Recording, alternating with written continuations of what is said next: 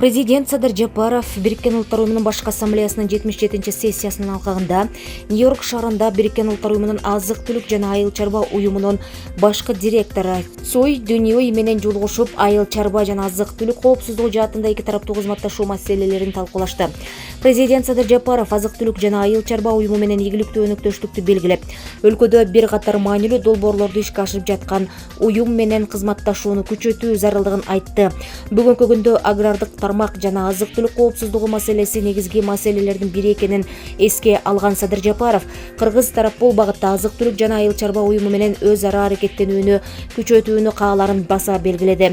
Өз кезегинде азык-түлүк жана айыл чарба уюмунун башкы директору жолугушууга кубанычта экенин билдирип, Садыр Жапаров президент болгондон бери Кыргызстанда туруктуулук болуп жатканын белгилеп, кызматташууга мүмкүн болгон ар кандай долбоорлорго токтолду. Ал Кыргызстандын тоо маселелерин алдыга жылдырууну, өлкөдө башталган жашыл мурас өнүктүгүн колдоого алды.